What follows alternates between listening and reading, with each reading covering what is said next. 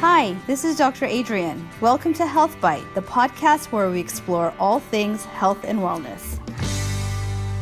Hi again, and welcome to Health Bite. I am so excited today to be here with Clayton Frech.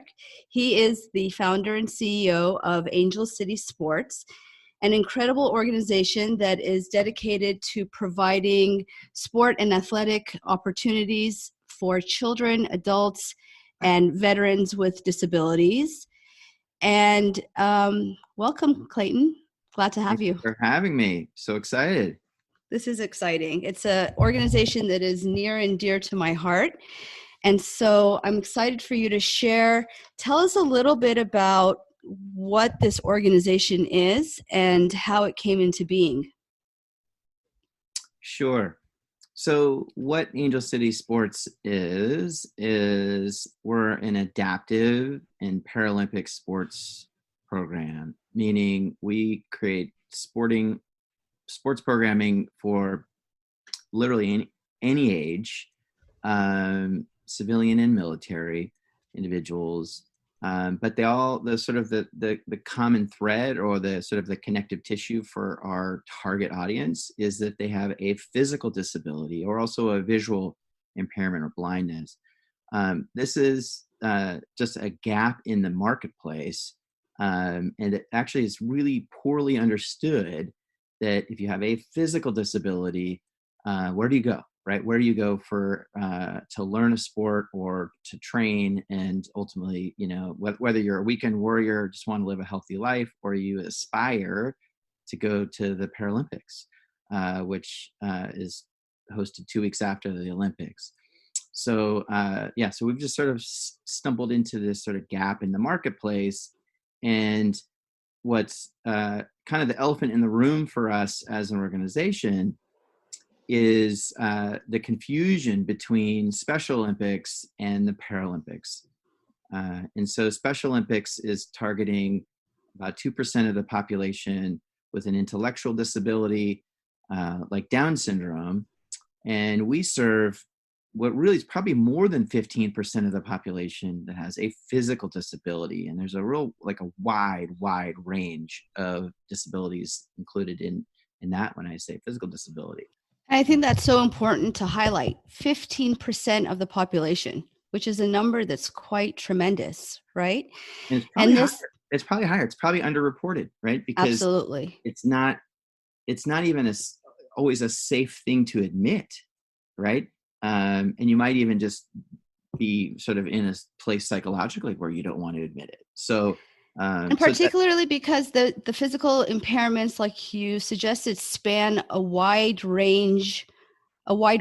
So describe some of the impairments that you've encountered. Yeah, for sure. And the list could go on and on and on. So I'll keep it sort of short at high level, but we serve a few of our bigger groups, right? Would include amputees or people with limb differences, people with spinal cord injuries, traumatic brain injuries, stroke, cerebral palsy, spina bifida, obviously visual impairment and blindness, dwarfism, and then there's all these degenerative diseases as well. So MS, muscular dystrophy, et cetera, that we would cover. And then the list just goes on and on and on. So Clayton, talk a little bit about how these people engage in sport, because it is, I think, a little bit counterintuitive for those of us who are not in contact with individuals with physical impairments to understand how someone with a spinal cord injury or a traumatic brain injury or blindness can participate in sport.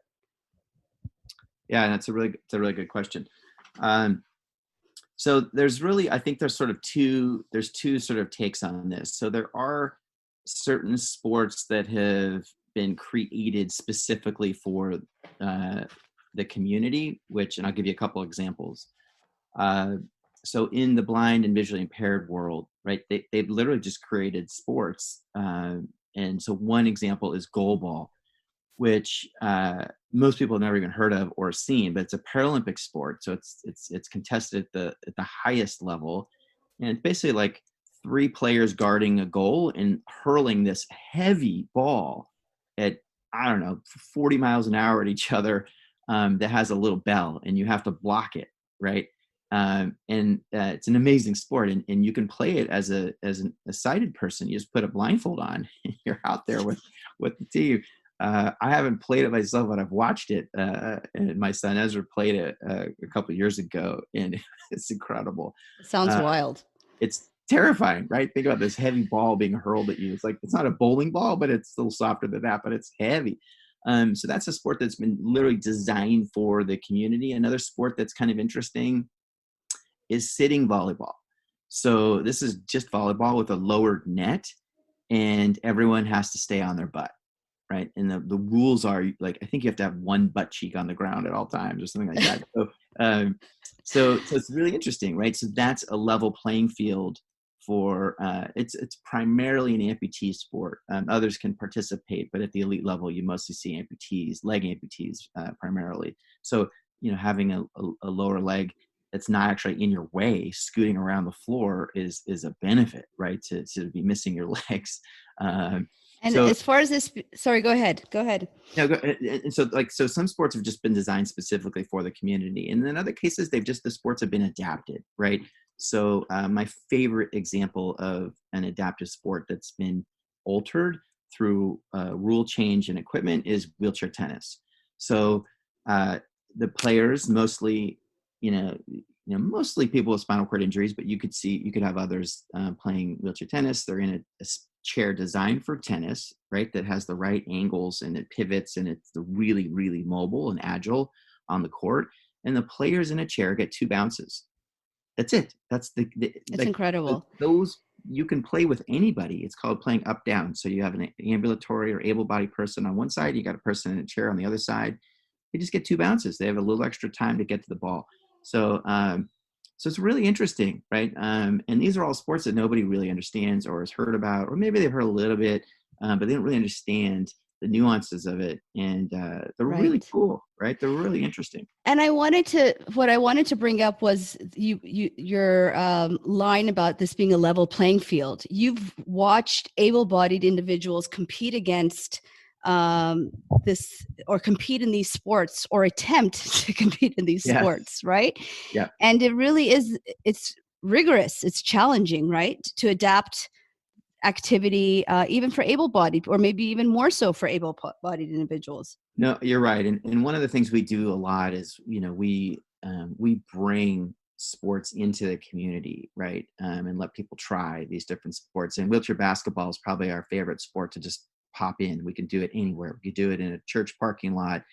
You just pop a basket and put some chairs out. And, shooting a basket, is sort of hard, right, for most of us normally. And now you in a sitting position where you don't get to use, you don't get to bend your knees. You don't get to use your force glutes, of your hips and your hip girdle. Absolutely. It's just your arms, right? So tremendously rigorous, really interesting. And yeah, one of the things that we do is we put celebrities in chairs to play wheelchair basketball with some of the world's elites, and they all say the same thing. Like, oh my gosh, that's so hard. Yeah, absolutely. And so you're clearly passionate about what you're offering. And I want to talk a little bit about what this all means to you. But before that, you have a personal story. So tell us a little bit what brought you here and what got you involved in this line of work. For sure. Yeah. So, well, first of all, like, I have an MBA from UCLA. I never dreamed that I really never dreamed I'd be in the nonprofit space, let alone sports and disability. Like, these are just worlds that I didn't understand, that I could never have imagined that this is the journey my life would have taken. But there was sort of that moment almost 15 years ago when my eldest son was born, and he was just born missing some limbs. He was missing his left knee and left fibula. He had a little foot that was sort of curved up towards his waist, and then on his left hand, he only had one finger. So this is just they call it a congenital disorder, where the gene that controls the major limb bones, femur, fibula, ulna, got bad directions. And so We did not know this ahead of birth, and so it was a surprise as he came out of the chute, and we went through some, I don't know what the right words are, sort of shock and trauma maybe in that initial stage in the hospital. But it was interesting because you could tell right away, how alert he was, and the hospital did all the other checks, make sure there was no other challenges that we were facing. It was just a physical difference, but you could tell, which is so important. Again, you brought this up earlier, that there is a difference between the cognitive impairments and the physical impairments. And that's very relevant to the sport and to what you guys do. 100%. Yeah, because when you Yes. compare what we do to Special Olympics, It's a different need. Totally different need. I mean, you can coach, right, someone with a physical disability and give them verbal instructions, and they can, there's like, coaching is completely different. And we have equipment needs, right? Because if you're an amputee, or even if you have a stroke or cerebral palsy or traumatic brain injury, you might have some braces. And then obviously if you're in a chair, right, you have all these different chairs you use. So yeah, it's a completely different thing. And we're really doing our best to make sure people understand those nuances, right? And so how did it occur to you, at what point did it occur to you that this child of yours who had limb deficiencies and physical impairment could actually engage in sport? How did this even come about? Yeah, so in the hospital, we had all of the questions that you could imagine. Is he going to be able to do anything? We didn't really know. We didn't know this world. We did have some really sweet advice from the orthopedic surgeon who came by, right, to sort of kind of check in on us. And he said, listen, you're going to put a prosthetic leg on this kid when he's about 1 year old, and you're going to be chasing him around the mall the same way anybody else is. Like, he kind of told us things were going to be kind of normal, but different, right? He told us exactly what to do from a surgery standpoint, which is incredible to tell it. Literally, he, like, word for word what he said we did. It was amazing. So that was, and just briefly describe what was done. Yeah. So what he said was, he said, listen, you have that left leg's never going to work, right? But you have a nice little foot there. So when you amputate, we're going to want to amputate that lower leg to help him fit prosthesis better. Do that before he starts to form memories, which is really interesting, right? But do it when he's old enough to survive a tough surgery, right? So really in that about 2 years old is when you want to sort of target that surgery. And he's like, and you're going to want to take a toe from the foot and put it on the left hand, because the left hand only had one finger. And so you're going to want to give him some opposition. And, he didn't make any real specific, he didn't give us a lot of specific guidance there, but he said, there's a, surgery out there called a toe to hand transplantation. And you should explore that. And it's because when you amputate, you're going to want to make sure you've used all the parts. You preserve. So yes. Pretty gruesome concept for a new family, first child. Hard things to hear, right, in the hospital. But the guidance was amazing, and he was just dead on. And we sort of followed what he said to it. You ultimately underwent that surgery when he was. We did. Yeah. So he was he was actually almost 3. And we 15 hours under a microscope, because you're connecting nerves that are smaller than a hair, and the veins and arteries, and obviously then the muscles and tendons and all that other stuff. So really complicated surgery. He made it through that surgery. So just to clarify, they took toes from a leg that was amputated, and they created fingers that were functional. So he had one finger, and we took the big toe. So he now has two fingers on the left hand. It's a miracle, right? It's like literally a miracle, because the definition of a hand is actually, right, the ability to oppose and hold things. And so we even just adding one finger gave him a hand. So anyway, you're getting a lot of the medical stuff, but so in terms of sport, right, the journey for him there's a couple data points that are really, really sweet. So, one's a little sad, and then it gets sweet. So, that summer that he was born in May. I always imagined, I grew up in Santa Barbara, right? Surfing, skateboarding. I always imagined surfing with my kids. And so, and that's often how sort of dads, right, kind of think about children. It's like, well, what did your dad do with you? And what am I going to do with these kids? And so I didn't understand that anything was possible. I just didn't understand anything was possible. And the thing that really made me sad was that I didn't think I'd be able to surf with my kid, which, surfing just such a beautiful sport, right? And a way to connect with nature. And so I would go surf that summer and I just would cry. I wouldn't even catch waves. I just would be out in the water, and no one can tell you're crying, right, when you're surfing. So it's like the best place to cry. Oh. And for me, looking back on that summer, I mean, it seems so silly and so trite. And what was I doing? But I just didn't know, right? It was just clueless. I was blind, right, is literally the word I like to use. I was blind to what was possible for my kid. But it got me going. It got me thinking, okay, so what could he do? And so I started Googling. We did have Google, 15 years ago. Right. Amputee surfing, right? Is that a thing? And stumbled into, right, in a couple organizations and started getting connected and started to realize anything was possible. And there's like in amputee surfing is the thing, and actually now sort of adaptive surfing is the thing. There's people with spinal cord injuries and all these amazing athletes surfing.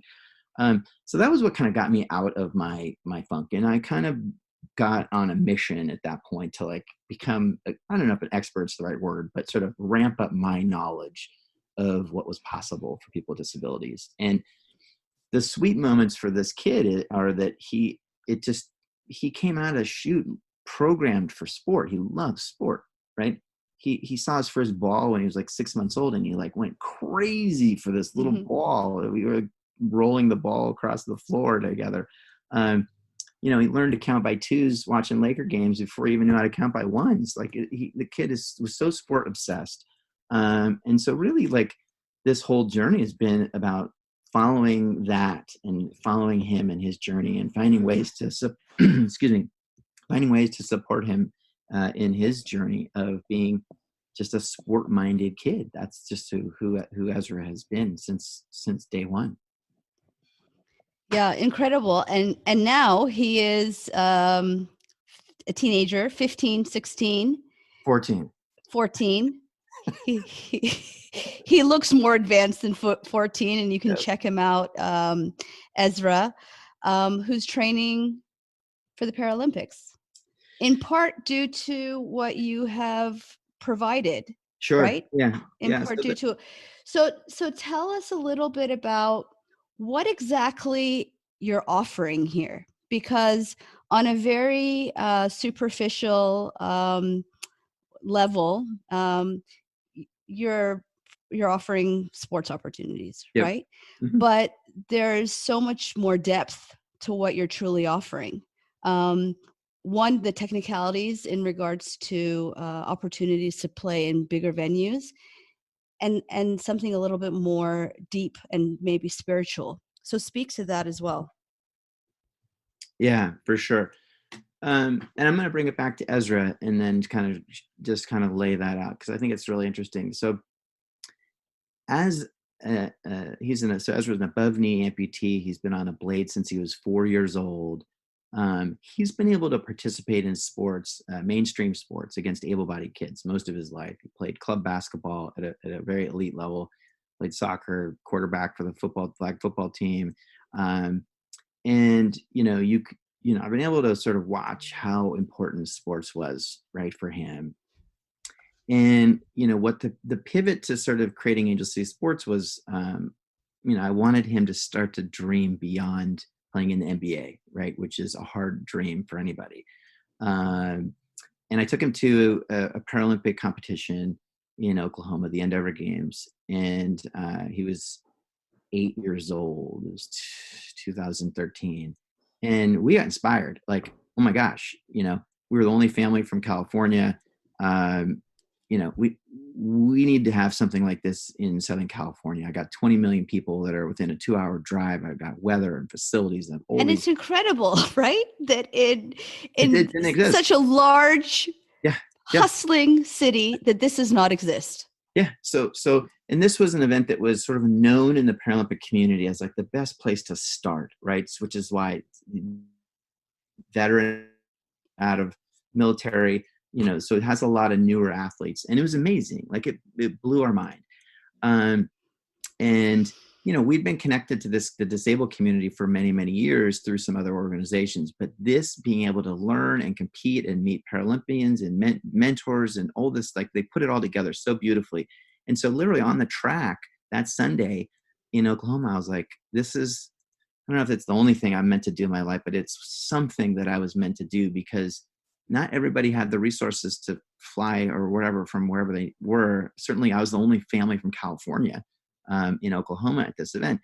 And so I came back to LA on this mission, right, to replicate what they had done, because it was so amazing. And so, you wanted me to talk about sort of the spiritual side of this. Well, so from a technical standpoint, right, we're bringing together sort of everything you need to participate in sports, right? So we're bringing you the equipment, the coaching, the facility, right? The other athletes that you need to participate with in case it's a team sport or just to learn from. But the beauty of this is when you have a disability, you tend to feel very socially isolated, right? Which is sort of interesting in today's day and age where we're all socially isolated. That's our purpose and our job right now, is stay socially isolated. And we're recording this in the midst of quarantine for COVID-19. So, right. So the isolation is that's what Clayton is referring to.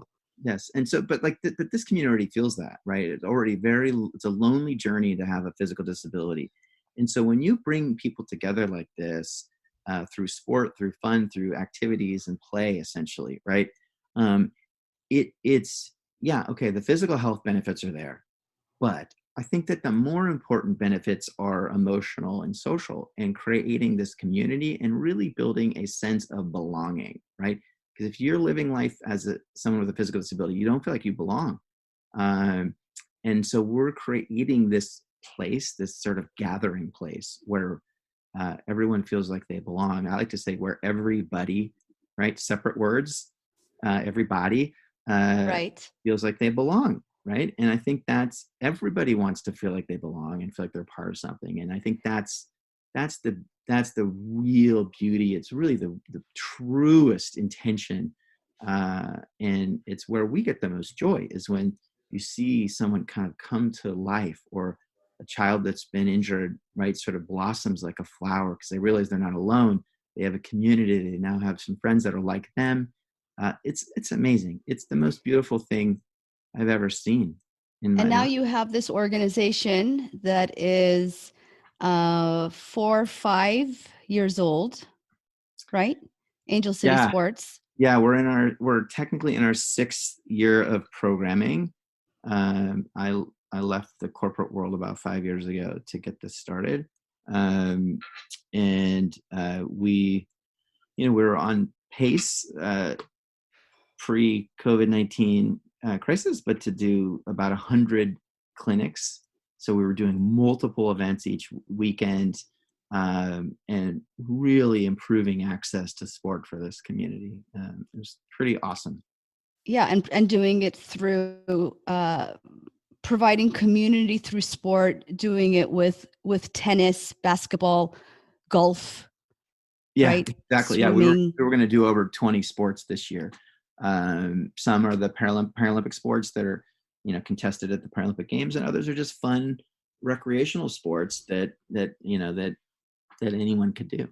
And I love that it is building community through sport, because that's really something that is this sense of belonging is such a common theme. There's a commonality, able-bodied, disabled, it doesn't matter, but bringing people together in community through sport is something that's very powerful, right?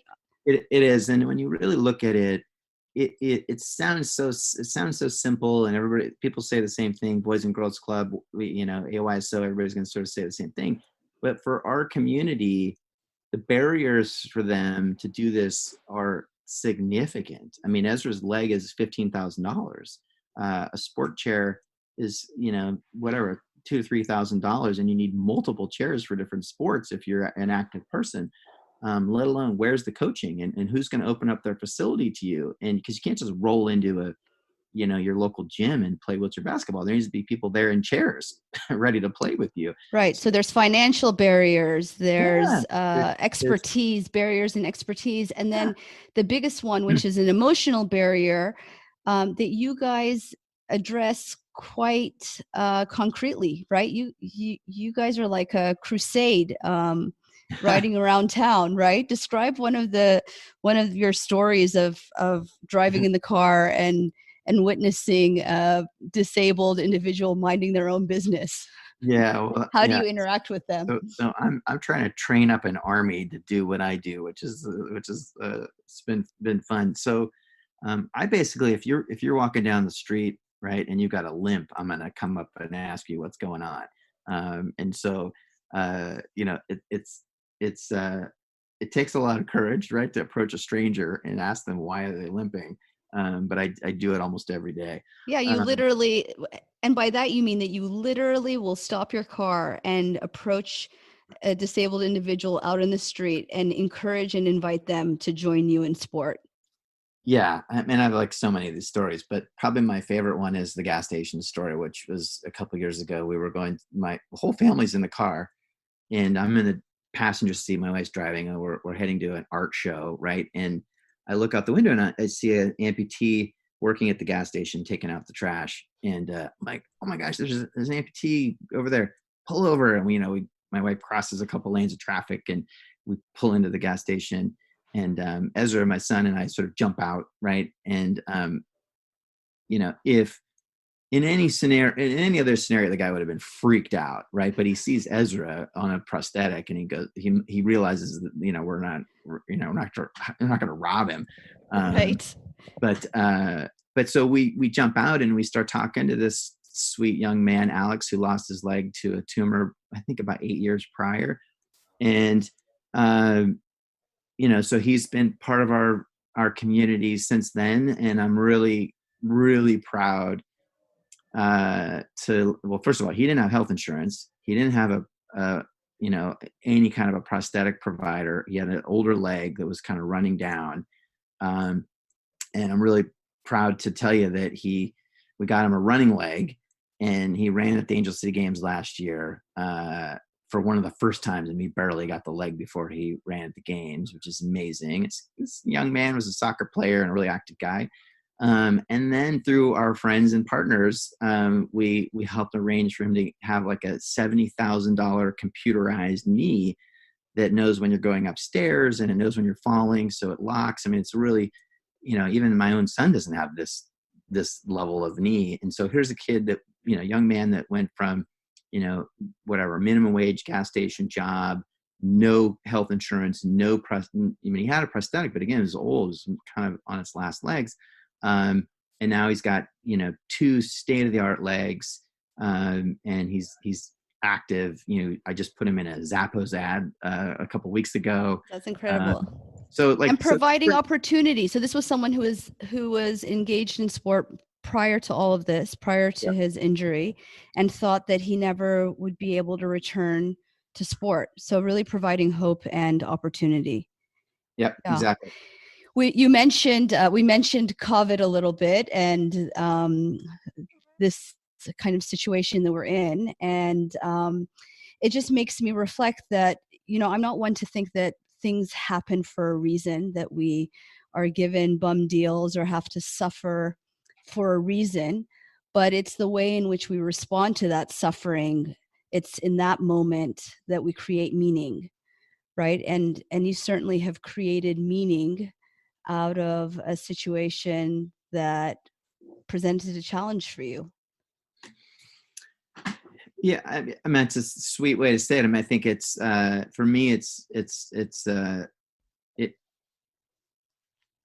about impact, right? And learning from my journey and my wife and I's journey of raising Ezra, and seeing what worked, right? And figuring out, how do you scale that, right? Like, how do you impact hundreds, thousands, and over time, tens of thousands, maybe hundreds of thousands of people um, because this was really hard, right? This is not an easy journey.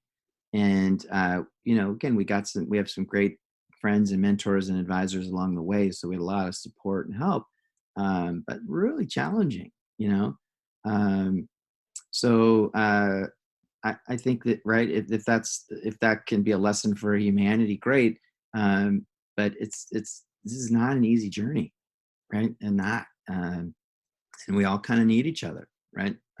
So Again, yeah, going back to power of connection and community, right? yeah, absolutely. So yeah, so it's been it's been the hardest thing I've done in my life to sort of pivot my career and to build this thing, but it's probably the thing that means the most to me, right? Because I see the light and the joy and the excitement in our athletes' eyes when they realize they can pretty much do anything, right? It might be done differently, but they can pretty much do any sport. Um, you'd be blown away. I mean, they do adaptive rock climbing and, like it's amazing. So there really are no limits. And I love how this relates and pertains to health and well-being on a very concrete level. Sport, of course, relates to health. But again, on a spiritual level, you can glean from your words how your work has not only fostered a sense of well-being in you, but well-being in your community. Yeah. So I love Yeah, that. absolutely. And one of the keys to all of this for us is leveraging Paralympians, right? So athletes that have been through this journey, that have made it to the elite level, whether they're active or retired, um, because they all share a desire to make that road easier for the next person, right? Which is really interesting. It's not the same in the Olympics or the NFL or any of these other, right? Because the journey is so hard, and so we There's a use true them. camaraderie there. Yeah, we Yeah. use them as coaches and mentors, and really they are the heart and soul of what we do. And again, not everybody will be elite. That's not the point. But they have made it to that level for a reason. And so they're the most amazing coaches for us because they look for the kid that's in the corner that's not engaged yet, and they go get them and they drag them out. And because we want everyone to enjoy the benefits of sport, and we don't want to leave anybody out. So if you've taken the courage to show up, we're going to do everything in our power to get you to participate. Again, it's hard. You got to get out of your comfort zone. But I mean, the Paralympians are really, to me, the sort of the heart and soul of this, because they really understand how hard it was to get where they were, and they got lucky. Usually somebody along the way kind of pointed them in that direction, and then they obviously took it to an elite level. And um, you have through this organization allowed for that in such a big city where there was a need and a gap, as you said at the beginning of our conversation, provided an opportunity for people to train and to qualify for major events like the Paralympics. And while it remains to be seen what happens this coming year in 2020, you have certainly created an infrastructure to allow this to happen in the years to come. So we're grateful to you as a society for what you've done. And thank you for sharing your beautiful story with us. And I encourage our guests to check out Angel City Sports and Angel City Games. It's a terrific organization and one that is really, really inspiring, to say the least. So, again, Clayton, I thank you for joining us. It's been wonderful. my pleasure. Thanks for having me.